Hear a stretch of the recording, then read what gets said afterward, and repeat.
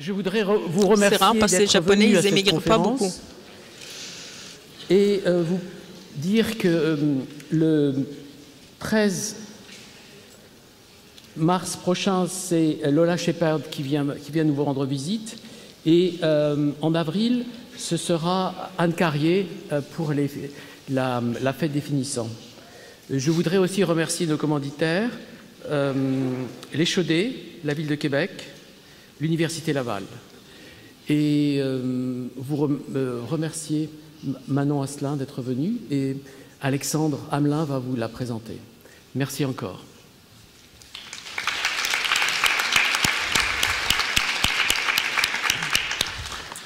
Bonsoir. Allez-y. En plus d'être professeure d'architecture à l'Université de Montréal, Manon Asselin est architecte patron et cofondatrice avec Katsuhiro Yamazaki de l'atelier TAG, fondé en 1997. La production de l'atelier a récolté des prix avec une régularité enviable à l'échelle nationale et internationale. 2 médailles du gouverneur général du Canada en 2006, le prix de Rome professionnel du Conseil des arts du Canada en 2008, le New York Lead of Architecture Emerging Voices Award en 2012, ainsi qu'une nomination récente à l'International Yakov Chernikov Prize in Conceptual Architecture. Par sa participation assidue à divers concours d'architecture, l'atelier TAG s'est imposé comme un acteur important du discours architectural au Québec. Les nombreux prix récoltés pour la bibliothèque Raymond Lévesque à Longueuil, ainsi que le concours du pavillon 5 du Musée des Beaux-Arts de Montréal, remporté en 2013 en consortium avec Jodoin-Lamotte-Pratt, architecte, en sont de bons exemples. L'agence s'intéresse particulièrement à l'espace en tant que générateur d'expériences et à la capacité de la culture matérielle à stimuler l'imaginaire collectif. Dans le cadre de ces projets de recherche-création attribués par voie de concours d'architecture, Manon Asselin explore les questions liées à la pensée constructive, tant dans les aspects théoriques que pratiques, à travers une démarche d'expérimentation technique. Dans son travail, l'interrelation de la conception et de la fabrication forme un écosystème riche en possibilités créatives, à travers lequel l'architecte demeure l'acteur principal de la matérialité. Je vous prie d'accueillir chaleureusement Manon Asselin. Merci. Vous avez fait toute ma présentation, là.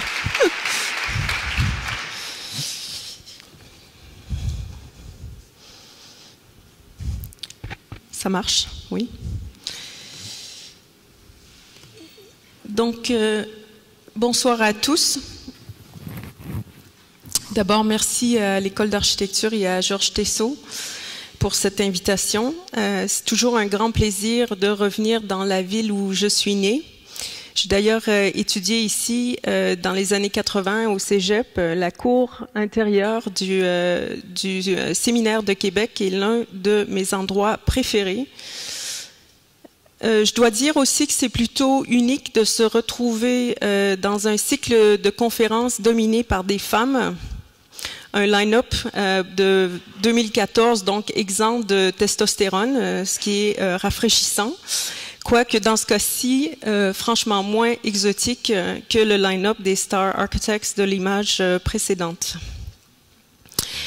Pourquoi ce titre Where It's At? Eh bien, quand nous avons remporté le concours du pavillon 5 du Musée des Beaux-Arts de Montréal, il y a tout juste quelques mois, tous et chacun nous ont demandé si nous allions maintenant quitter le Québec. Un projet de musée étant non seulement prestigieux pour une jeune agence, mais aussi un excellent tremplin pour l'international. L'exemple qu'on nous citait, évidemment, est celle de Moshe Safdie, qui, après avoir réalisé le musée de la civilisation dans lequel on se trouve, et le pavillon des Marais du Musée des Beaux-Arts de Montréal, a quitté définitivement le Québec pour des terres plus fertiles, soit celles des États-Unis. Moshe Safdie, que vous avez eu la chance de voir en conférence l'an dernier, donc qui, comme mon associé et moi, est diplômé de l'Université McGill et qui avait débuté une excellente carrière à Montréal avec la réalisation de son projet de thèse Habitat 67, qui demeure une icône architecturale pour le Québec. Et donc, cette conférence aurait aussi pu s'intituler « Dans l'ombre de Moshe Safdie », figurativement et littéralement, puisque le pavillon 5 est en fait derrière le pavillon des Marais. intitulé plutôt le microcosme de l'atelier TAG, la naissance de Vénus n'étant aucunement une référence indirecte à ma carrière. Cette conférence se veut donc une séance de nombrilisme thérapeutique puisqu'elle tente avant tout d'identifier quelques-unes de nos obsessions à travers une topo rapide de nos projets et de présenter nos préoccupations courantes en architecture qui, après analyse, sont en fait récurrentes depuis plusieurs années. Where it's at, ça commence en fait ici, donc à quelques pas du Musée de la Civilisation, avec le concours du Centre d'interprétation de la Place Royale en 1996. Donc un premier projet dans la ville où je suis née, sur un site que je connaissais intimement, puisque ma sœur, d'une part, s'était mariée à l'église Notre-Dame des Victoires de la Place Royale, et que j'avais donc moi-même passé 2 ans d'études collégiales au séminaire à flâner la plupart du temps dans le parc Montmorency. Et donc cette méthodologie de conception axée sur la matérialité émerge en 1996, fondée sur mon expérience quotidienne de la relation au fleuve depuis le haut de la falaise, relation topographique qui permet d'établir un lien visuel concret à travers l'architecture entre la surface lumineuse du toit du centre d'interprétation et les très puissantes formations de glace sur le Saint-Laurent. Idée qui s'est traduite donc concrètement en la conception d'une auréole lumineuse, un halo, qui couronnait le centre d'interprétation qu'on voit ici. Donc, évidemment, nous n'avons pas remporté le concours de 96, mais la même stratégie de bâtiment phare a été réalisée à une toute autre échelle par Herzog et de Meuron, donc en 2000 au Tate Modern de Londres, visible depuis la Tamise. Herzog et de Meuron, évidemment, les rois, si on peut dire, du Material-Based Design. Donc une première expérimentation avec la question de l'imaginaire matériel en architecture et son pouvoir sur le corps et l'esprit. Une première rencontre avec cette idée aussi à travers le film de 1995 de Robert Lepage sur le thème de la mémoire, sur l'épaisseur du présent qui existe entre notre passé et notre futur. Donc à l'écran, une très belle métaphore visuelle des traces du passé sur le mur qu'on n'arrive pas à effacer, même si on applique multiples couches de peinture. Un thème que nous allions revisiter de façon plus concrète seulement récemment avec la réalisation du pavillon 5. Et donc, très tôt dans notre carrière, on peut identifier 2 préoccupations centrales qui sont en quelque sorte le fil conducteur de notre réflexion, soit l'art d'habiter au sens large et son indissociable, l'art de construire. L'art d'habiter ou l'humanisme d'habiter qui découle principalement de l'expérience du vécu au quotidien. Une réflexion pour nous qui débute le plus souvent avec une lecture critique du programme architectural qui nous est donné et qui, à travers la réalisation de projets culturels, se traduit par la recherche de dispositifs socio-spatials qui permettent de mettre en scène la collectivité. Enfin, on habite, selon moi, vraiment que dans le concret et non pas dans le virtuel. L'expérience de l'espace étant avant tout incarnée, l'art de construire est indissociable de l'art d'habiter et c'est ce qui définit l'œuvre de l'architecte. Donc, en quelques mots, l'architecture est d'abord un corps matériel. Ceci étant dit, précisons que le concevoir spatial et le faire matériel ne sont pas dans notre travail de création linéaire, mais procèdent plutôt par boucle rétroactive. Cette approche donc matérielle plutôt que formelle présuppose que l'expérience esthétique ou sensorielle de l'espace à travers la corporalité de l'homme permet possiblement de dépasser l'effet de saturation visuelle associé à la postmodernité et qui est autrement dangereusement absorbé par des tendances mercantiles au profit de l'attractivité à court terme. Donc, notre travail de conception est axé sur les sens et notre imaginaire matériel collectif. Il fait référence à notre culture constructive et nous permet de redécouvrir le caractère distinctif de notre territoire et les liens fondamentaux qui existent entre les ressources naturelles, le savoir technique et le patrimoine bâti. L'exemple, évidemment, de la glace sur le fleuve Saint-Laurent comme source d'imaginaire matériel est un bon exemple de cette approche. Grâce au montage programmatique et spatiaux, l'espace architectural donc multiplie les relations visuelles. Le regard échangé fortuitement, les vues périphériques résultantes réorientent l'attention vers le sujet et établissent de nouvelles relations performatives qui sont également fortement engagées sur le plan humain et sociétal. Donc cette notion de relation performative est devenue centrale avec le temps dans nos réalisations. Et c'est ce travail de mise en espace calculé donc, qui permet à l'architecture de devenir réellement un incubateur social. Ici, le projet du théâtre du Vieux-Terrebonne où l'on nous demandait essentiellement de construire une boîte noire, un théâtre au bord de la rivière des Mille-Îles. Donc les trois ingrédients, la boîte noire, le parc et la rivière. La typologie des théâtres est traditionnellement plutôt introvertie. Donc pour nous, le défi à la base était de réconcilier cette typologie introvertie avec ce contexte spectaculaire du parc riverain. Et afin de résoudre ce dilemme, nous devions donc repenser les différentes constituantes du programme comme le foyer, le bar, les aires de circulation qui entourent la salle de spectacle proprement dite. Et créer donc une relation enrichissante entre le théâtre et le parc. Et c'est cette relation unique et fondamentale entre le bâtiment et le lieu qui a donc, dans ce cas-ci, généré le concept architectural. Nous avons donc imaginé une expérience de l'espace sous forme de jardin qui pénétrerait le monolithe du théâtre, un travail de requalification et de manipulation du programme donné. Une façon de prolonger le programme du théâtre, donc au-delà des frontières physiques du bâtiment. Et donc ici, en photo, le résultat de ce montage programmatique et spatial. Et c'est très sombre.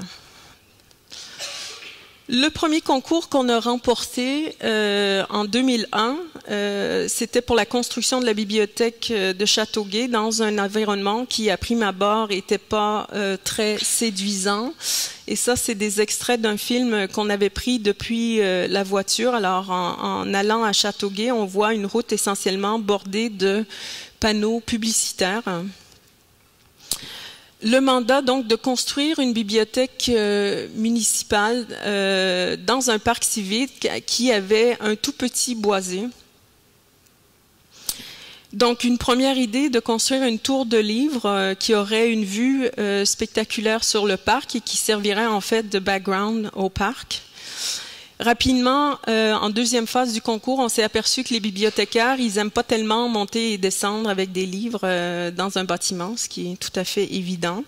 Donc, on avait fait basculer la barre, la boîte de livres, qu'on avait aussi perforée, donc, pour laisser pénétrer la lumière naturelle et créer comme ça des liens visuels entre le bâtiment et le parc. Et donc, à Châteauguay, ce concept spatial d'une boîte de livres qui flotte au-dessus du parc s'est matérialisé à la croisée des panneaux publicitaires en un mur de pierre grise. Et en fait, à travers l'incongruité d'un billboard de Pierre Deschamps qui lévite étrangement contre sa propre expression de masse. Donc l'art d'habiter, pour nous, c'est un travail qui se traduit par la mise en place de concepts socio-spatiaux qui permettent d'assouvir notre besoin affectif inavoué de collectivité, et ce, à travers un imaginaire matériel qui fait appel à la mémoire incarnée du lieu. Toutes les images sont très sombres avec cet connecteur.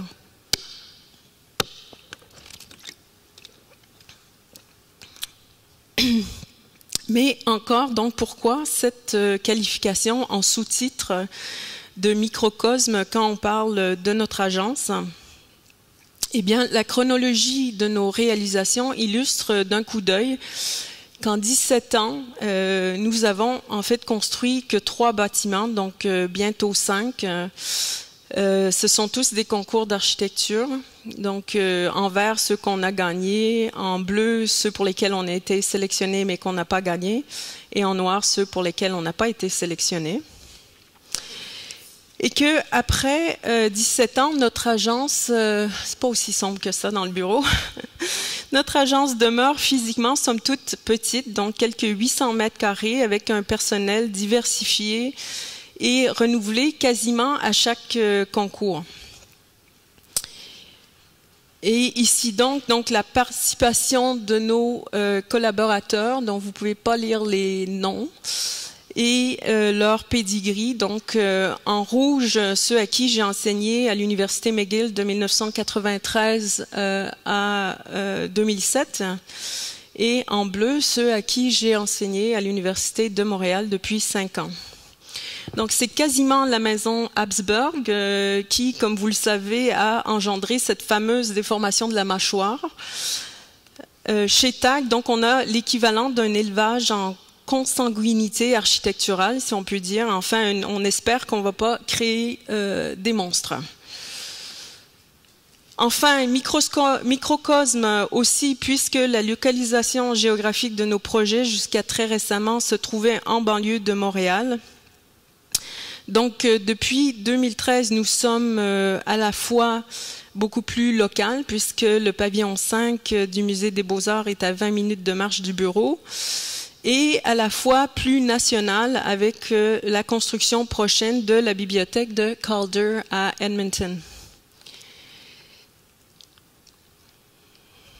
Il y a à Edmonton en ce moment, et dans l'Ouest canadien en général, le phénomène Bilbao.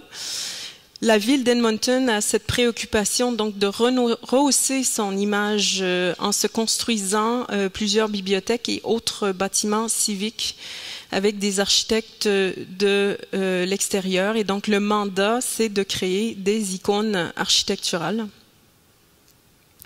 Dans le cas de la bibliothèque de Calder, cette mission de réaliser une icône architecturale est quasi contradictoire avec la dimension physique de la bibliothèque qui est toute petite, donc moins de 1000 mètres carrés sur seulement un étage. Donc une situation quelque peu schizophrénique, comment faire du petit très grand, comment essentiellement transformer un bungalow en monument. Donc, vous comprendrez que le mandat qui nous est donné n'est pas simplement de signifier l'importance de la bibliothèque en termes d'équipement culturel pour la communauté, mais aussi de s'assurer que physiquement, l'architecture soit remarquable, soit un bâtiment phare pour la ville. Donc, par contre, évidemment, d'un point de vue programmatique et humain, on est dans une situation inverse, puisqu'il y a plusieurs avantages pour une bibliothèque de quartier d'être petite physiquement. Ça permet de belles proximités, de belles relations visuelles et une intimité naturelle. Donc, on se trouvait dans une situation où on veut avoir l'air gros de l'extérieur, mais demeurer petit de l'intérieur. Et donc, on a exploré quelques options.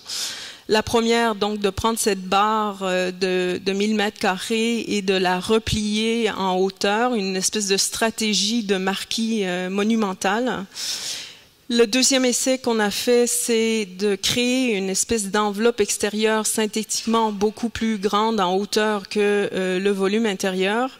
Et une troisième idée où on faisait essentiellement la même chose dans le plan horizontal, donc créer un espace extérieur beaucoup plus grand à l'aide de volumes perforés de jardins intérieurs. Donc, somme toute des stratégies principalement formelles.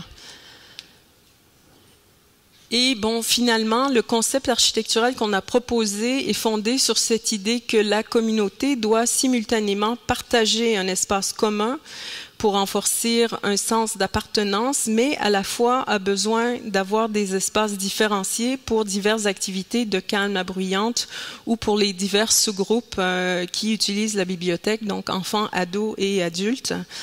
Nous avons introduit le diagramme de Venn comme dispositif socio-spatial. Donc ici, une version simple que vous vous souviendrez d'avoir appris à l'école élémentaire. Et la version donc programmatique, une organisation spatiale qui permet de plus un certain niveau de flexibilité compartimentalisée, donc un concept que Koolhaas avait introduit à la bibliothèque de Seattle.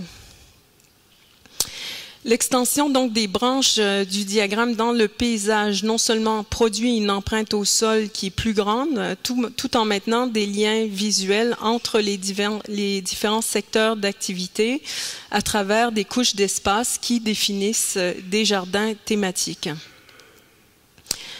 Évidemment, on a testé plusieurs itérations de cette idée. Des versions plus compactes pour des raisons économiques, mais aussi d'autres versions en fonction de l'organisation programmatique différente. Et donc ce principe mathématique ou cette notation graphique du diagramme de Venn nous permet de maintenir une certaine intimité et une petitesse intérieure tout en étant large, quoique pas extra large, depuis l'extérieur. De retour à Montréal, donc à quelques 20 minutes de marche du bureau.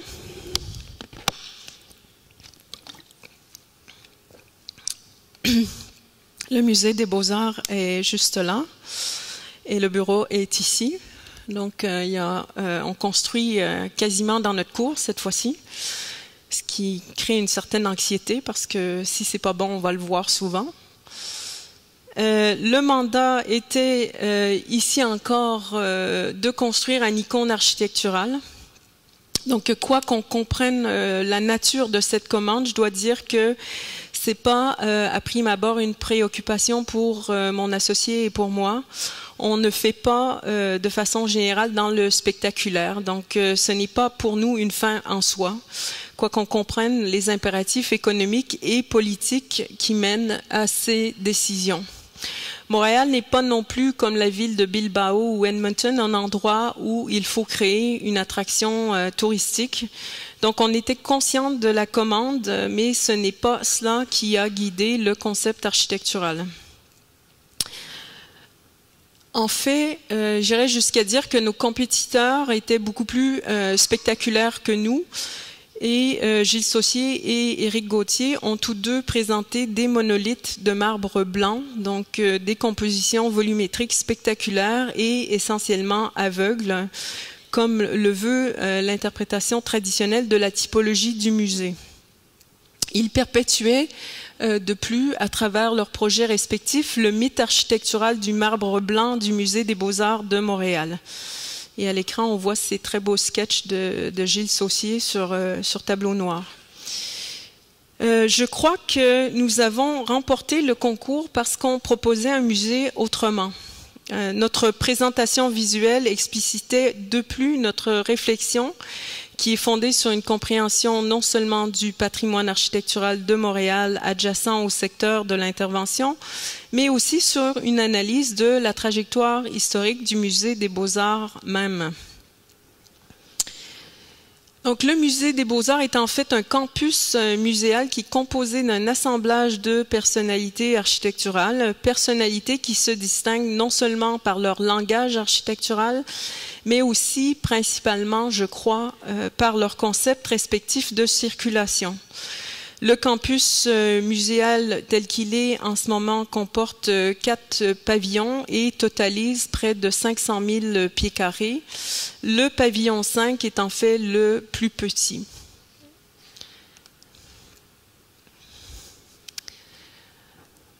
Le premier bâtiment construit sur ce campus est donc le pavillon des frères Maxwell en 1912. J'ai découvert avec beaucoup d'intérêt qu'il s'agissait en fait d'un concours d'architecture sur invitation qui avait eu lieu en 1910 et qui mettait en compétition 3 grandes firmes du moment, les frères Maxwell, Brown Wallace et Percy Nobbs, des hommes tous relativement jeunes, de moins de 40 ans. Le premier agrandissement a eu lieu en 1939 et il s'agit de l'aile Norton. Et un second agrandissement moderniste majeur a suivi en 1976 qui a été conçu par Fred Lebensold de Harkop. Donc Lebensold qui est un architecte d'origine polonaise qui a fait ses études à Londres et qui a émigré à Montréal en 1949 pour venir enseigner à l'université McGill. Lebensold qui sera membre fondateur de Harkop en 1955. Donc le pavillon Lebensold qu'on voit à l'écran, qui est en fait mon pavillon préféré au musée des Beaux-Arts, est un très beau bunker de béton typique de la production architecturale de Harkop des années 60 et qui offre une promenade muséale tout à fait unique et intégrée aux espaces de galerie même.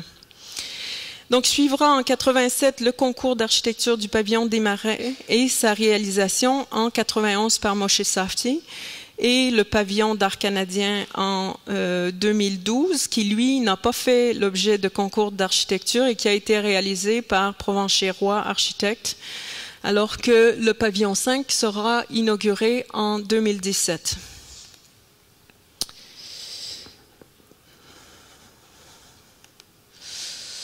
C'est donc au moment du concours d'architecture où je flânais et méditais dans mon pavillon préféré que m'est venue cette idée. Et là, à l'écran, on voit l'intérieur du pavillon de Lebensold où la circulation est vraiment intégrée à l'aire d'exposition.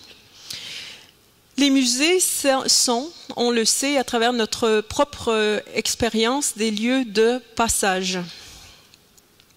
Et qui plus est, comme pour la ville, ce n'est pas le musée même qui est texte, mais c'est bel et bien la façon de le parcourir qui le constitue comme texte. Et ici, on voit une très belle photo de cette étrange rampe escalier de Moshe Safdie au pavillon des Marais.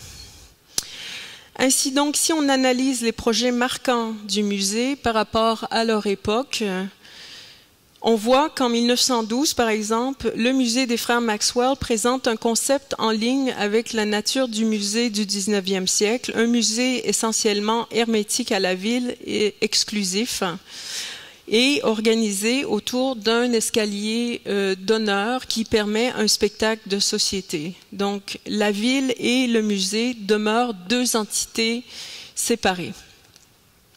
En 1991, Moshe Safdie endosse le mouvement de démocratisation de la culture qui s'est déjà amorcé depuis les années 50 et propose de faire pénétrer la ville dans le musée. Ici, la ville occupe le centre alors que l'escalier rampe la borde. C'est le concept de la ville dans le musée. Aujourd'hui, à l'inverse, on propose le musée dans la ville. Et ce, à travers la création donc d'un dispositif socio-spatial qu'on a appelé l'escalier événement, donc une espèce de promenade urbaine intérieure, un concept qu'on pourrait donc qualifier de musée sur la ville, un espace intergalerie suspendu sur la ville qui propose une expérience partagée et collective de la culture. On voit donc qu'il y a eu une évolution importante de l'organisation spatiale du musée qui reflète l'évolution du rôle de cette institution dans la société. Notre concept architectural propose pour le pavillon de la paix témoigne de l'intérêt porté à des formes d'exposition ou de musées qui ne sont pas seulement centrés sur les objets ou les savoirs, mais sur les visiteurs. Et particulièrement dans ce cas-ci, le jeune public, puisque les deux niveaux inférieurs sont dédiés au volet éducatif du musée. Maintenant, comment cette analyse s'est matérialisée sur le site?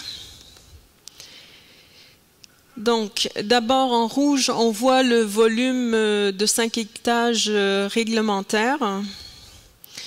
De ce volume réglementaire, on aura exercé une morphose d'intégration, en partie en réponse au site, mais aussi au programme. Donc, de ce volume, on a extrait en A une tranche de largeur égale à une des petites maisons pour en faire un hall d'entrée et un jardin. On aura aussi opéré en B un recul des espaces clos des galeries afin de créer un espace ouvert et lumineux sur Bishop.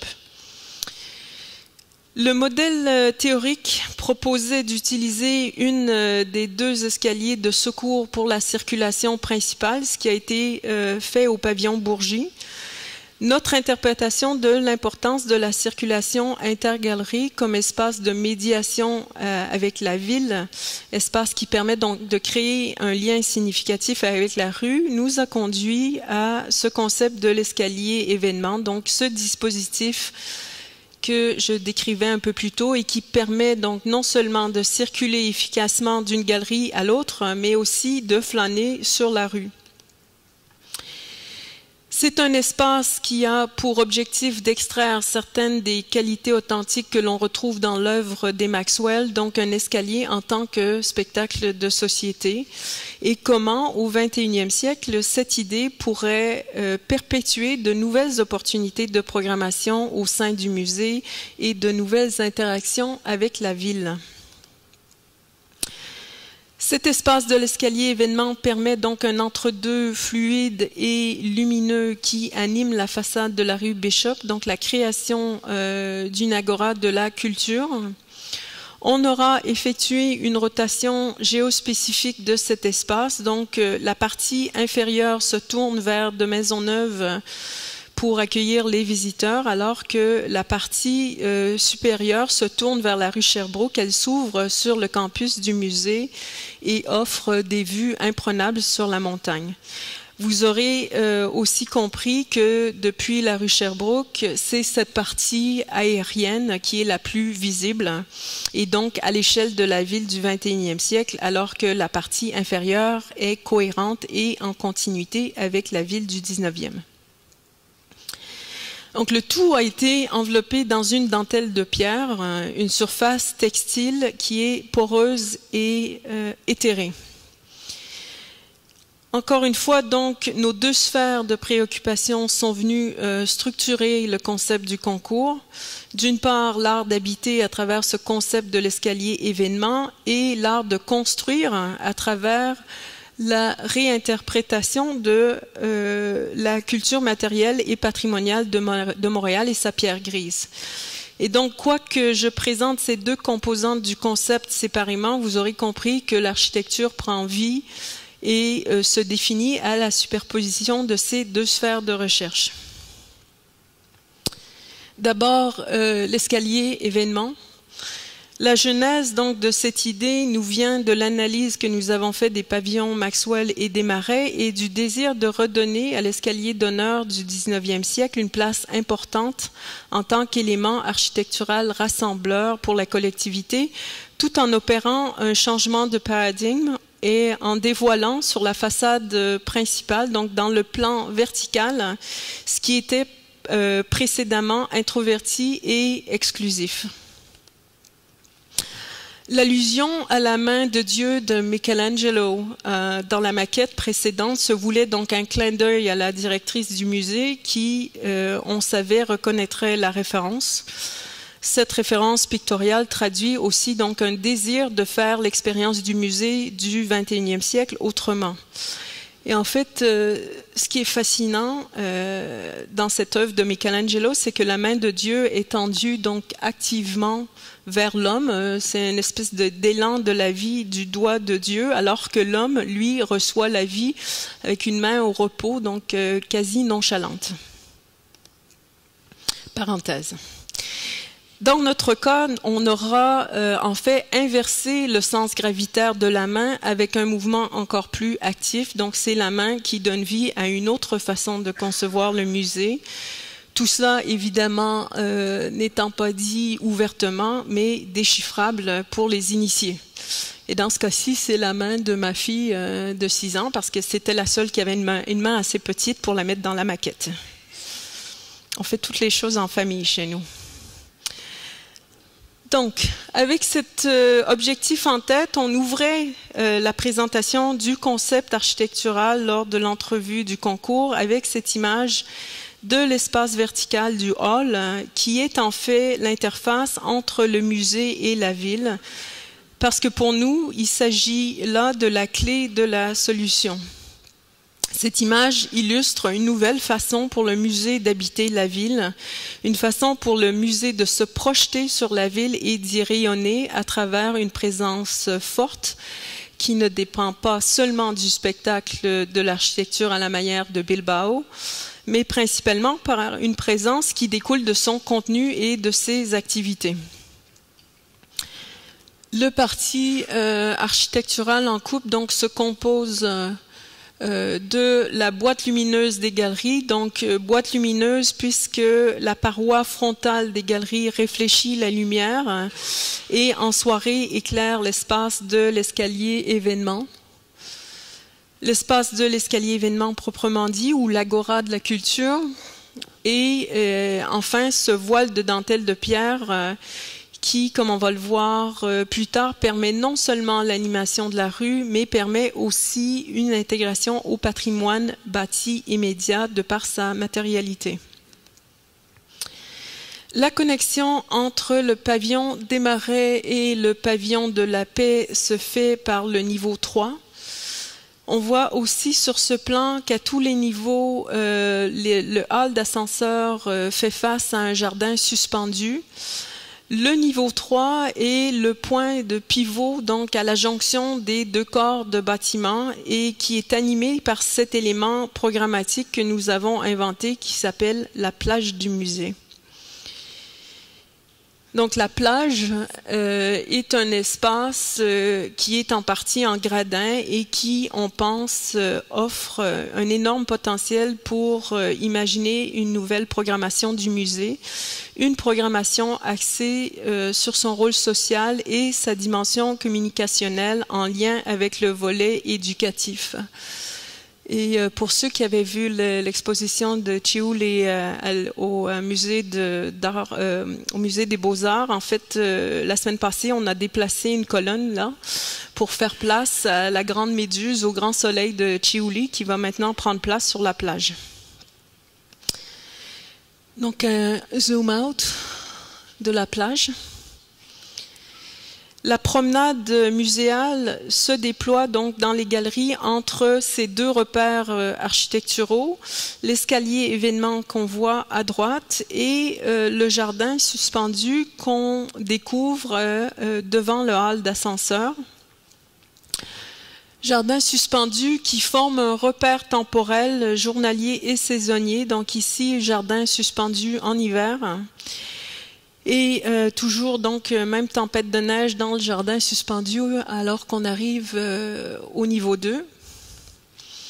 Et ici au printemps, depuis le hall d'ascenseur du niveau 2 qui s'ouvre sur la galerie. Le pavillon de la Paix donc est en quelque sorte une lentille, un télescope qui magnifie la relation à la ville, une machine pour voir la ville. Il offre de nombreuses vues quasi panoramiques. On voit aussi sur ce zoom la grande beauté de l'espace de la plage et la qualité de la lumière naturelle qui est filtrée par le voile filigrane de la dentelle de pierre, ainsi que la relation de cet espace en projection sur la rue et les multiples vues lointaines sur la montagne et le fleuve. Donc c'est vraisemblablement le musée dans la ville plutôt que la ville dans le musée de Moshe Safdie. La dentelle de pierre donc agit comme résie solaire d'une part, mais permet aussi une relation visuelle intime et intéressante avec la rue. La qualité filigrane et légère, aérienne même, de cette enveloppe permet de laisser voir en transparence depuis la rue la totalité des activités du hall et de l'espace de l'escalier événement qui se déploie à la rencontre de l'animation de la rue. Et donc, inversement, permet à ceux qui sont à l'intérieur de renouer avec le contexte de la ville et de la communauté au-delà des murs du musée. Donc ici, je passe à la seconde sphère de préoccupation qui nous intéresse fortement et qui est partie intégrante du fondement de chacun des concepts architecturaux dès la phase du concours, dont l'art de construire et le lien intime qui existe entre l'expérience spatiale du bâtiment et sa matérialité. L'enveloppe du bâtiment est imaginée conceptuellement comme une surface de pierre grise solide qu'on aura étirée latéralement, donc pour créer un filtre filigrane et ensuite scindé pour envelopper les galeries. Donc, dans un premier temps, en fonction du programme et du contexte, nous avons tenté de définir le gradient optique de la dentelle de pierre qui est en fait simplement paramétré selon 3 facteurs. D'abord, il y a un gradient vertical qui exprime la tension du point de rotation entre les 2 corps de bâtiment avec une densité maximale à la jonction, donc ce qui permet d'obtenir une qualité éthérée vers le ciel et inversement, donc en miroir, une grande transparence au niveau de la rue. Il y a aussi un gradient horizontal qui, lui, est programmatique avec les ouvertures plus importantes là où on désire permettre la vue plus directe sur l'extérieur. Donc ici, côté montagne et ici, côté fleuve. Et enfin, le troisième facteur qui est bioclimatique, où on aura voulu maintenir un pourcentage d'ouverture globale de 50% afin de diminuer la charge de chaleur sur le hall. À l'écran, on voit donc la version que nous avons présentée au concours d'architecture, une résille composée de bâtonnets de pierre. Nous avons en fait réalisé plusieurs autres itérations durant le concours. La plupart des itérations produites pour les perspectives durant le concours ont été paramétrées avec Grasshopper. Les maquettes physiques ont été découpées à la découpe laser pour arriver à une certaine délicatesse et légèreté de la dentelle. On a aussi fait plusieurs tests de volumétrie, donc rapides, simplement avec du foam. Ici, une de ces itérations qui se rapproche, je crois, en fait, de ce que Éric Gauthier proposait, donc une surface de pierre perforée. Une idée, par ailleurs, qui aurait été plutôt difficile à construire, donc d'où le choix, en fait, pour nous, d'opter pour un assemblage de bâtonnets orthogonal qui se rapprochait plus simplement des techniques traditionnelles de pierre. Donc ici, un motif diagonal. Même motif installé à la verticale. Ici, un gradient de trou rond. Même façade. Ce même motif, mais avec l'escalier événement qui a été excavé de l'enveloppe. Et ici, mon associé, probablement un peu épuisé, qui médite sur ce glorieux chaos qu'on a créé avec toutes ces itérations.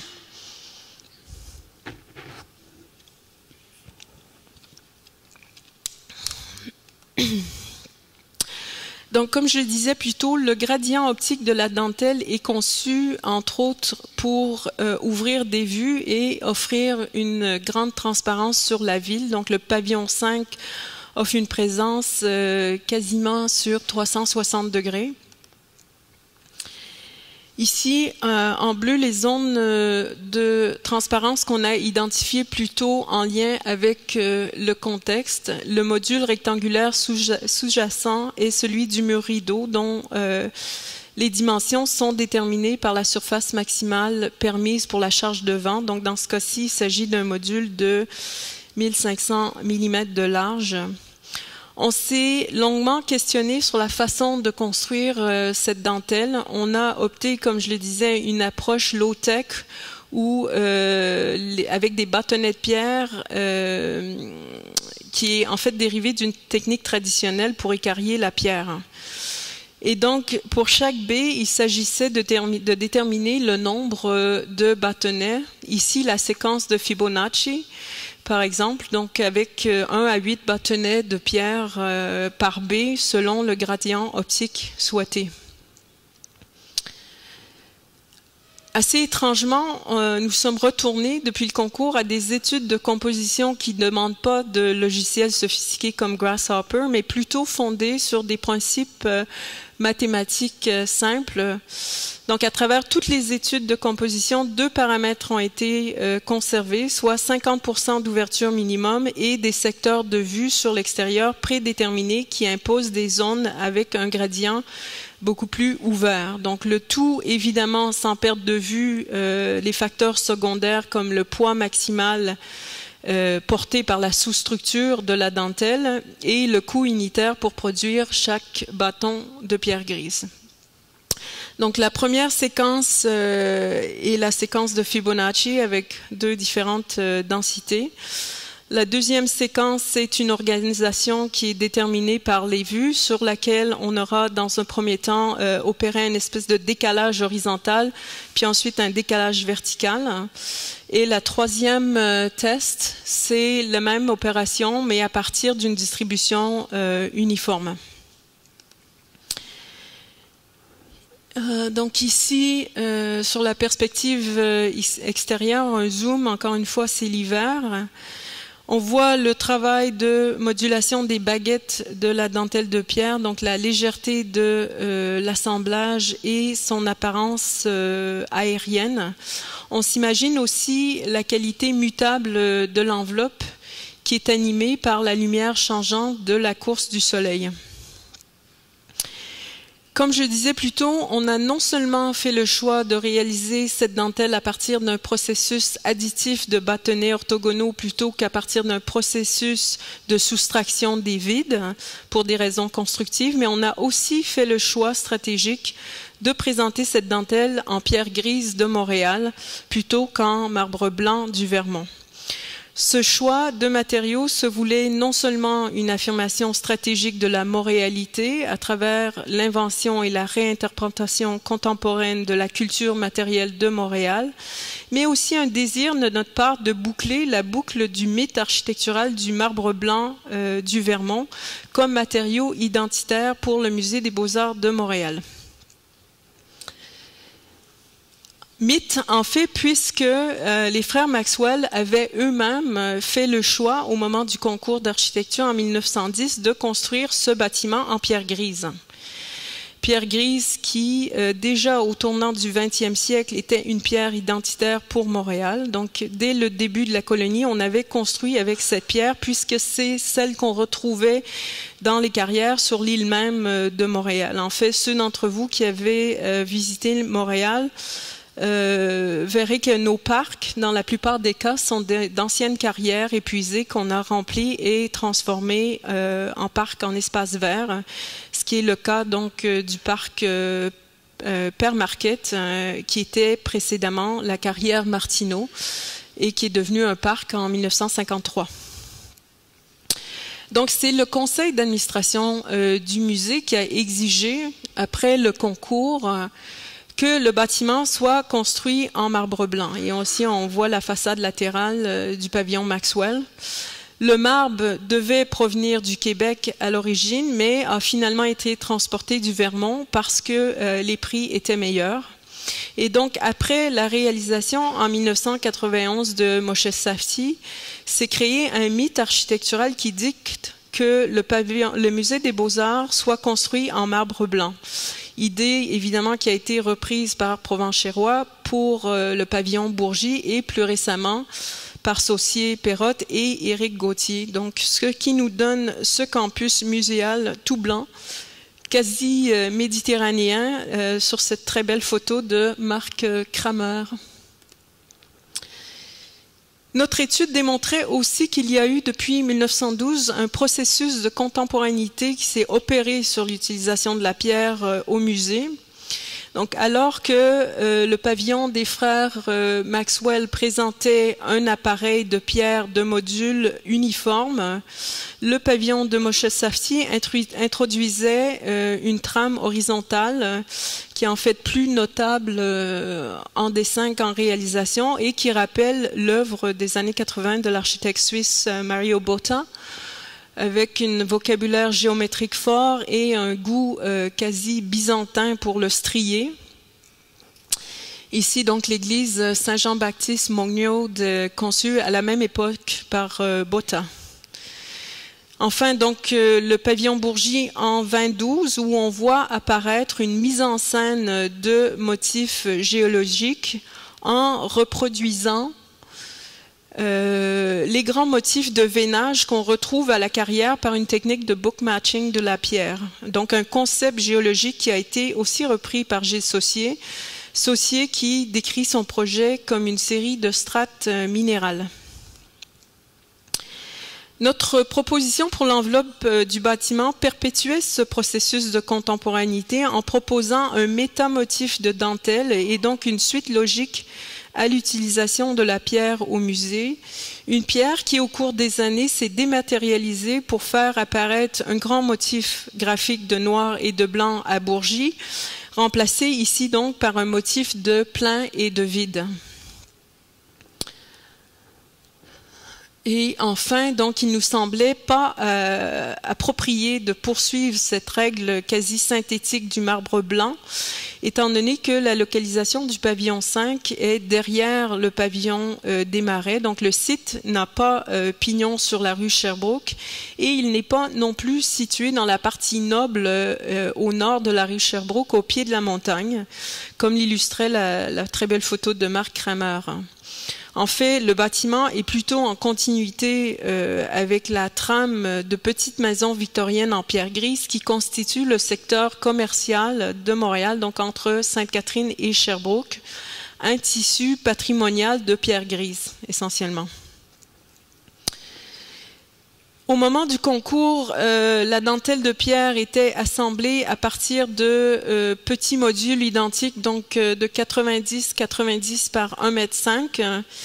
C'est un assemblage qu'on a élaboré avec un tailleur de pierre de 3e génération. Donc notre idée à prime abord était de créer une dentelle de pierre grise à titre de réponse poétique à la problématique de l'intégration patrimoniale.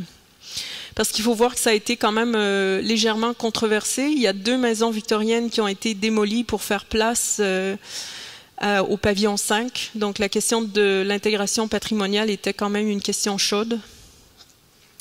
Le tailleur de pierre a souligné le fait que ce concept d'enveloppe en petits bâtonnets est aussi une idée très très écologique, puisqu'elle permet une utilisation optimisée des ressources naturelles. Donc en fait, le tailleur nous disait qu'il y a une perte énorme quand on utilise des grands panneaux de pierre, puisqu'on retrouve dans ces grandes surfaces de nombreuses fissures et impuretés qui entraînent le rejet donc de blocs entiers. La mise en œuvre qu'on propose est donc exceptionnellement économique en termes de quantité de matériaux. On utilise pour l'ensemble de l'enveloppe de la dentelle l'équivalent de seulement 3 colonnes et demie du pavillon Maxwell. Chose que j'ai découvert aussi qui est unique. Les colonnes du pavillon Maxwell sont en fait des monolithes, ce ne sont pas des segments de pierre. Ils ont été en fait chippés du Vermont comme ça en grandes colonnes monolithiques et ils ont été sculptés à Montréal. L'assemblage de la dentelle de pierre a beaucoup évolué depuis le concours. Donc à l'origine, on avait imaginé que le mur rideau supporterait une sous-structure en acier inox sur lesquels il y aurait des cadres d'inox et que les bâtonnets seraient essentiellement ancrés donc juste du haut et du bas dans cette structure, dans ces cadres d'inox. On vit toujours à Montréal le syndrome de la grande bibliothèque. Vous vous rappellerez évidemment ces lames de verre qui tombaient sur la tête des gens. Donc, certains membres de l'équipe doutaient de la faisabilité de ce détail puisque la pierre naturelle n'est pas comme le béton un matériau homogène et qu'il y a des impuretés qui fait qu'effectivement que les bâtonnets, donc retenus de façon minimaliste comme ça, pourraient casser en deux, se détacher et tomber. Donc, on a étudié une seconde génération de bâtonnets de pierre, ceux-là plus petits, 65 par 65, mais ancrés au dos, donc de façon continue, à une pièce jumelle en aluminium extrudé. Étant donné que la garantie qu'il n'y ait aucun éclat de pierre qui tombe est en lien direct avec la surface de contact du support arrière, nous avons aussi donc étudié des options d'autres assemblages où l'aluminium en fait touche la pierre sur 3 faces au lieu d'une seule. Et la dernière option qui est à l'étude en ce moment est une technique de lamination de pierre sur mousse d'aluminium recyclé. Donc, une option où il y a pratiquement 100% de la surface en contact avec l'aluminium. Donc, ça, c'est une option qui offre une garantie de 50 ans sur la délamination, alors que, évidemment, un mur rideau n'a une garantie que de 25 ans. La stratégie d'intégration patrimoniale, donc à travers cet imaginaire constructif de la dentelle de pierre grise et sa volumétrie en 2 corps de bâtiment, permet, à notre avis, de rapprocher délicatement l'échelle du patrimoine bâti victorien et la présence civique manifeste du musée. Donc un concept architectural qu'on aura appelé la monumentalité minuscule, hein, puisqu'elle permet de répondre à ces 2 échelles, à ces 2 lectures de la ville. Et c'est ce qu'on démontre ici à travers la série de diagrammes suivants, donc en 2 temps, la relation à la rue et la relation à la ville. Et ici en photomontage, l'échelle du patrimoine victorien, la consolidation avec le bâtiment de Moshe Safdie, alors que la partie supérieure se tourne vers Sherbrooke, et le couronnement délicat et éthéré sur 360 degrés, ses qualités aériennes. Donc un ensemble qui permet de bien assumer la présence civique du musée tout en maintenant une continuité sur la rue. Depuis la rue Bishop, on perçoit un bâtiment qui apparaît d'envergure moindre que sa taille réelle, en partie dû au dégagement qu'on a libéré au 3e à travers un geste qui permet une impression de légèreté de la masse supérieure, une impression de flottement. Donc pour ce faire, on a tiré vers le haut le coin du porte-à-faux de la plage. Ce qu'on voit ici donc en élévation latérale, un geste qui permet de libérer visuellement les petites maisons adjacentes tout en créant un endroit très dynamique qui est en contact visuel avec l'environnement immédiat et lointain. Donc voici ce que ça donne depuis la rue. On voit bien que ce soulèvement dynamique de la partie supérieure permet clairement de dégager visuellement les petites maisons adjacentes en leur donnant généreusement un vide aérien. En fait, on laisse une pointe de ciel bleu pénétrer sous le volume supérieur.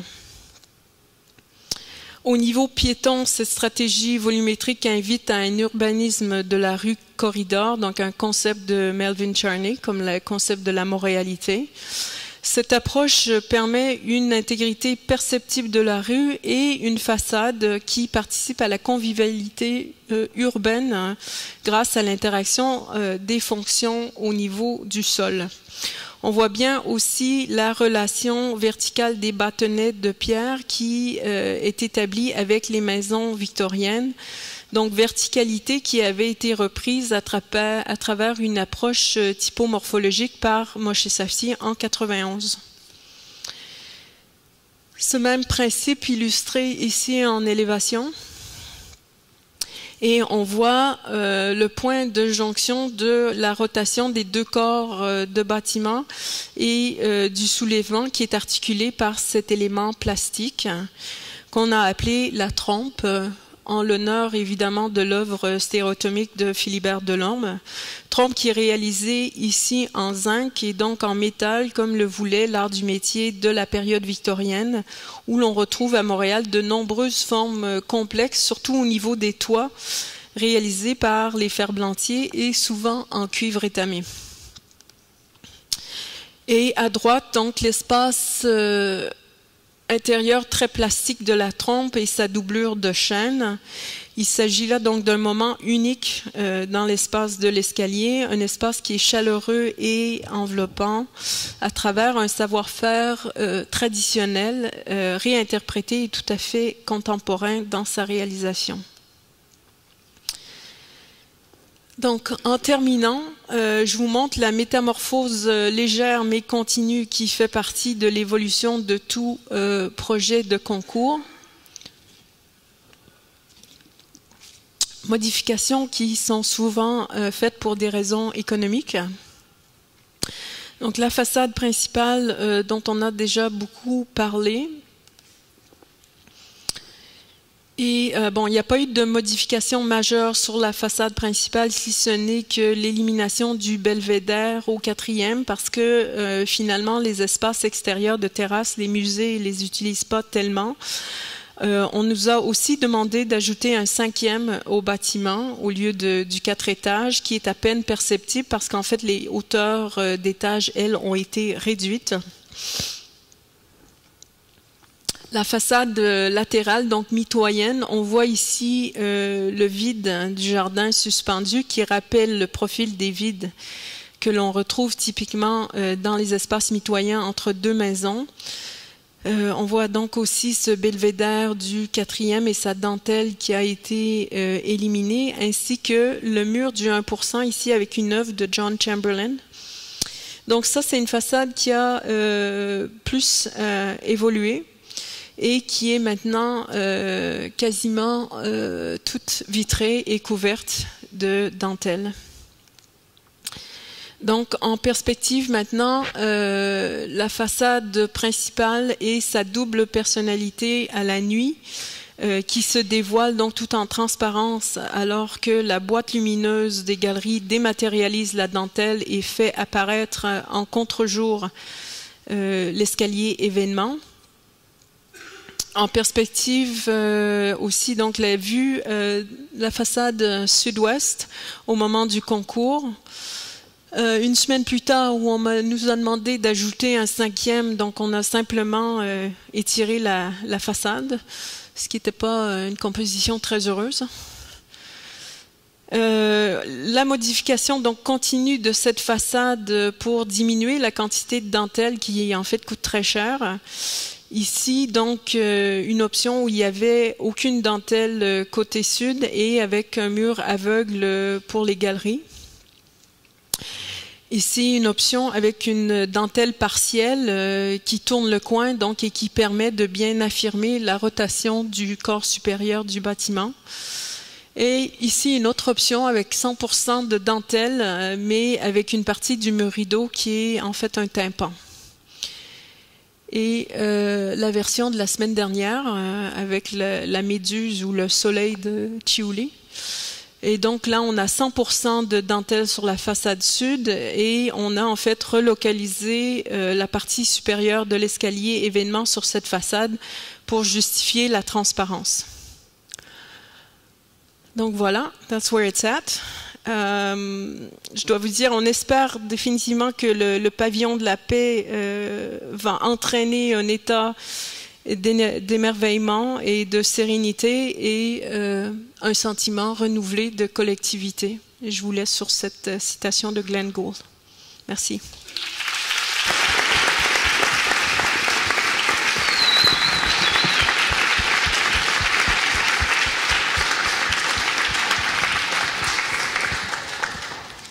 Merci beaucoup, Mme Asselin, pour cette belle présentation. Franchement, j'aimerais vous remercier de nous avoir parlé d'art de construire. C'est un discours qu'on n'a pas souvent l'occasion de voir dans le cycle des conférences. C'est rafraîchissant, c'est vraiment surtout très, très instructif pour nous, sur les architectes, pour voir comment on passe d'un projet de concours, qui est souvent la phase qu'on fait à l'école, à un projet construit. Donc, merci pour ça.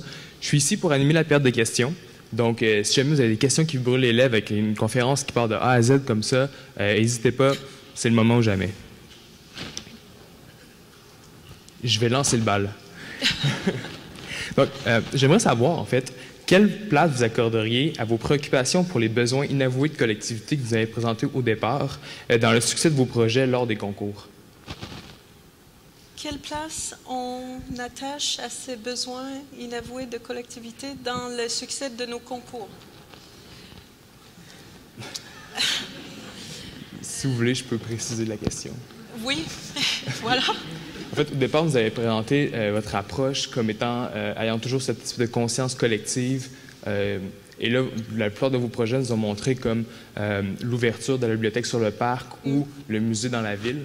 Et cette façon-là de voir les choses, cette préoccupation-là, semble avoir été une centrale dans votre manière de faire la conception et différente aussi probablement de l'approche qu'avaient vos concurrents lors des concours. Oui, tout à fait. Ben, est-ce qu'il faut que je parle avec ça pour qu'on m'entende? Est-ce que vous m'entendez sans micro? On va enlever un peu le cahier.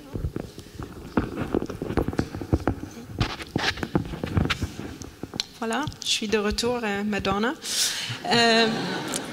C'est vrai que je pense que particulièrement au pavillon 5, cette longue recherche en fait de 17 ans sur la place qu'on doit consciemment construire en architecture pour la collectivité a été, je pense, un facteur dans ce cas-ci. Parce que ce n'est pas nécessairement un élément programmatique qui est exprimé dans un programme de musée.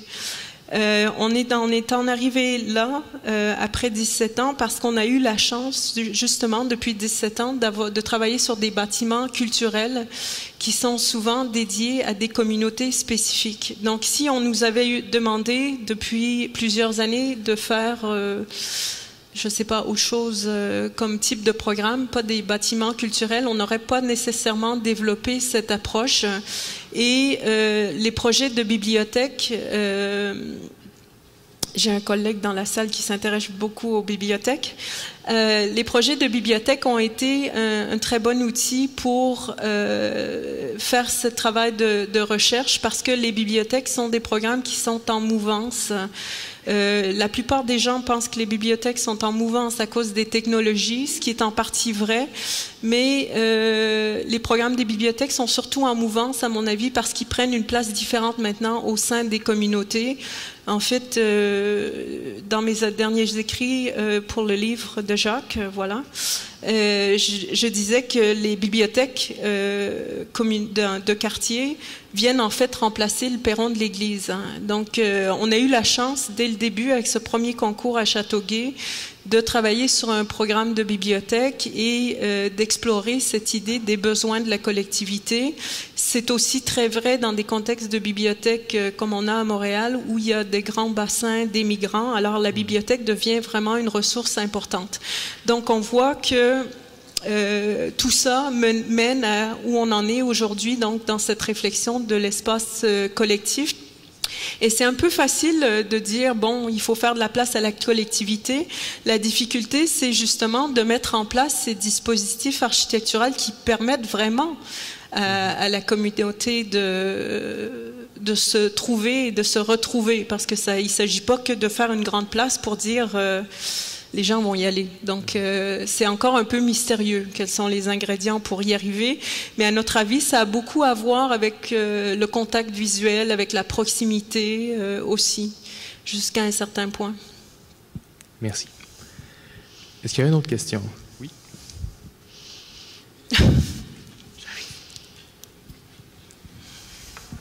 Jacques, il ne peut pas s'empêcher. Non. D'abord, je te remercie pour cette conférence magnifique. J'étais hypnotisé par ta présentation qui était vraiment superbe, stupéfiante. Je suis désolée pour la qualité des images. Hein. C'était pas si mal. C'était même plutôt bien, même d'ici. J'étais très, très intrigué en écoutant ton processus de conception pendant le concours, de voir la quantité de maquettes que vous avez produit. Je suis un peu découragé. Oui. Nous aussi. J'envisage des concours prochainement, puis je me dis que je devrais commencer à faire des maquettes maintenant. Il y avait combien de temps pour faire le concours? Je ne me souviens pas, mais typiquement, c'est 2 mois. C'est ça, c'est 2 mois. Pour cette échelle-là de projet de 15 millions, typiquement, c'est 6 à 8 semaines. Et donc, la quantité de maquettes que vous avez faites, elles ont été faites toutes au bureau, là, que je connais bien, là, mais donc c'est in-house. In-house. Ben, in-house, oui et non. Évidemment, les découpes laser, les 3D printers, il y a certaines choses qui ne sont pas in-house. Mais oui, c'est des maquettes rapides, en forme. dans la plupart des cas. Mais elles étaient vraiment très intéressantes, très instructives aussi sur le processus de création. Et je pense que pour nos étudiants, elles sont probablement très inspirantes au moment où, avec l'avancement du semestre, ils sont à faire des maquettes et à se demander par où passer et comment faire. Et je pense que cette présentation-là était vraiment très didactrice, je pense qu'on peut dire, didactive, en ce qui concerne les étudiants. Et ceux et celles qui vont avoir manqué cette conférence vont, j'imagine, beaucoup le regretter. Je te remercie encore. C'était vraiment bien. Mais c'était intéressant, en fait, celui qui a ouvert, donc qui parlait de l'école. Je pense que finalement, on a eu la chance de jamais quitter l'école parce que tous les projets qu'on fait sont des projets de concours et c'est une chance parce que c'est pas comme un projet ordinaire et c'est en fait, selon moi, ce qui se rapproche le plus de ce qu'on fait à l'école. Bon, nous, évidemment, on a une approche quand même un peu plus poussée techniquement qui alimente la réflexion. Donc, il y a quand même une différence avec ce qu'on fait à l'école, mais on a quand même eu la chance finalement de rester des enfants et de pas grandir.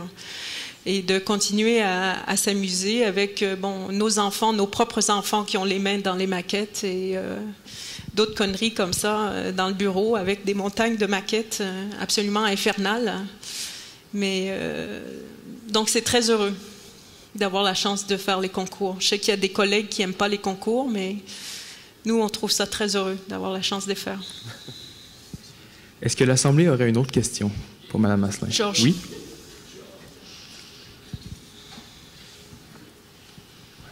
Non, je sais que vous faites beaucoup de concours avec un bureau d'études ou je ne sais pas comment l'appeler, une grosse société d'architecture ou de construction. Oui, le consortium. On a effectivement une association. Donc, je voudrais que vous en avez pas parlé, je voudrais que vous expliquiez cet aspect-là. Oui. Et ça peut être utile aux étudiants de savoir, de connaître un peu mieux cet aspect-là. Hein.